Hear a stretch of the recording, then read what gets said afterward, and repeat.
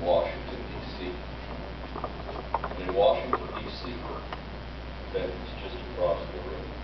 In Arlington, Virginia, that you can see from Washington, D.C., are acres and acres of fields on fields, stark white crosses, markers, miles of Americans all, American men and women who gave their lives for our freedom.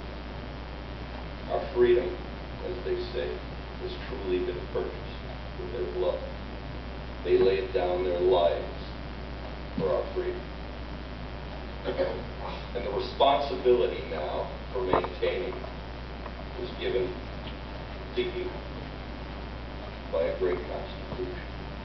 Boys died, but juries preserved. Men and women died, but juries preserve our freedom in the courtroom. You, ladies and gentlemen of the jury, have more power. Each one of you, not as 12, not as 14, listen to me, I want you to appreciate this, as one. Hear me say this clearly. You have more power than anyone in this courtroom. You have more power, of course, than the prosecutors. Taken the life of a young man, a boy really, and destroyed it for the last 2 years, locking him up in that filth hole of a jail alone, so they could plot, and they could plan, and they could manipulate, and they could embellish and manufacture evidence that doesn't exist. You have more power, each one of you, sitting here today, than the police have. 75 from 16 different jurisdictions, 4 canine units who assisted the prosecutor in this injustice and this falsehoods that have been revealed here during these last 5 weeks. You have more power, respectfully, than even Her Honor, who is part of the system, but only gives us or tells us the law. But she has no power to decide this case. Our forefathers knew that only jurors would be entrusted with other people's lives. So it's you, each of you, individually, who have the power. That was given to you by the Constitution.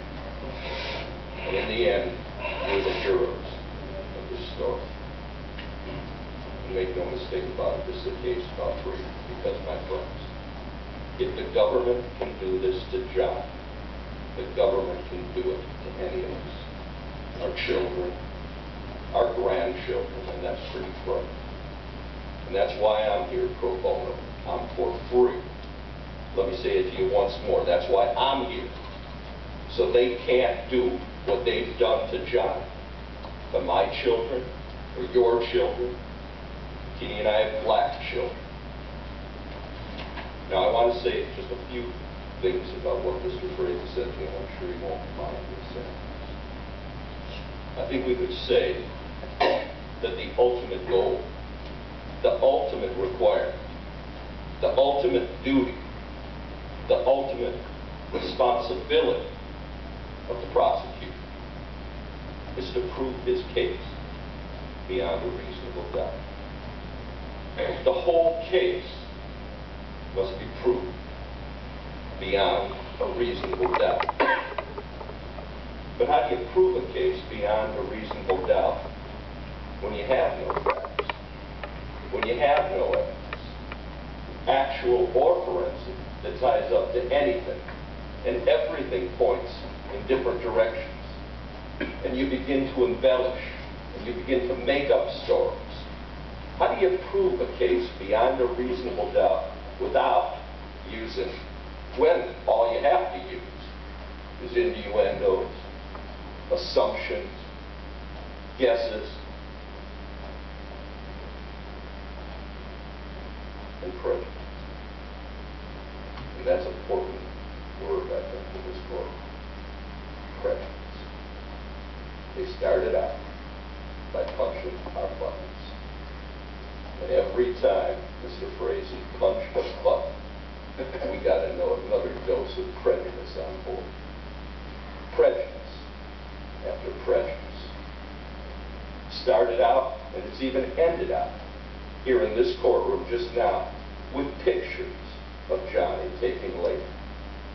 Still in shock, and Mr. Frazee says, in his ultimate wisdom, that these pictures show a lack of injury, even though we know Johnny's clothed, and we know he does have injuries from being thrown through a plate glass window. He says it's about lack of remorse, because he can read people. It's not about injuries, and it's not about lack of remorse, and it's not about tattoos that millions of kids and adults have in this day and age. For the life of me, I don't know why. It's about prejudice. And it's about prejudice with the picture just shown to you of 4 black kids. That must look mighty scary to us white folks. Doesn't it? And I look around this courtroom, and I know why he pushes those buttons. Mostly white county, a white defense attorney, a white prosecutor, a white judge, a white policeman who died, a grieving white family. Now I have to ask myself, sitting there every single day, if I was Johnny sitting there alone, frightened, in this courtroom, how in the world could I ever get a fair trial? A jury of his peers. That's what he gets, though. Mr. Frazee tells you for crossing 8-mile road and running away, isn't it? Now the prejudice started the minute the respondent officers arrived. Even though a lieutenant said, calm down, I'm not going to play you this slideshow. He just did, with the fade out.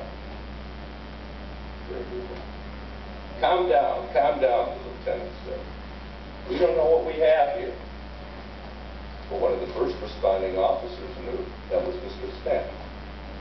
He knew, he said, fucking nigger. That was the unknown fucking nigger who did this to Officer Samples. Wow. He knew. Unless, of course, I mean, what he said on the stand, you heard what he said he didn't really mean that. He just, when he gets upset, the words out of his mouth are the... Wow. No matter what the facts are, no matter what anything is, the fucking nigger was going to pay.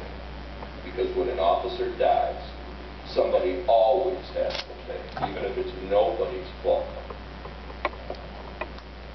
Then another button of prejudice was pulled. You saw it right here. Oh, we got the rap song. Written by a young, scared child who'd been locked in a jail cell, rotting alone for nearly 2 years. In solitary, not even able to hug his mom. Now, perhaps you don't know this, but the reason that Joanne and Leonard had not been in this courtroom with their son was that Mr. Frazee kept them outside in the hall during this entire trial, falsely claiming that they would be called as witnesses in this case, so they couldn't be here with his son. That's the type of thing that's going on and continues to go on in this case, just so you know. Of course, pictures. Objection there on the defense witness list as well. All the witnesses listed questions, so it had nothing to do with me per se. Of course, pictures taken afterwards of song lyrics, rap song lyrics, written a year and a half later, prove nothing, let alone guilt beyond a reasonable doubt in a courtroom in America.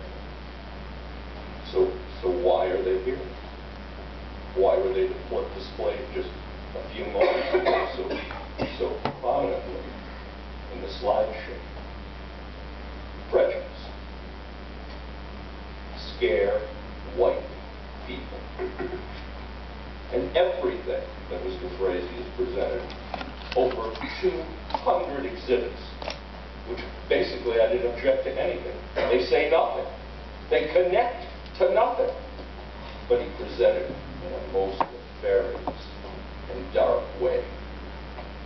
We got a slideshow today, which shows that they meticulously kept track of even what happened at the hospital afterwards.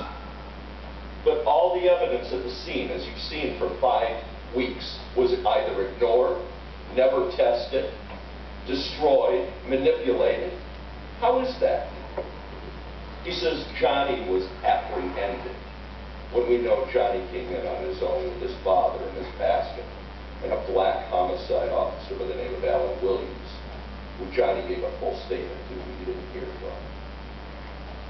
Mr. Frazee even talked about footprints in the snow.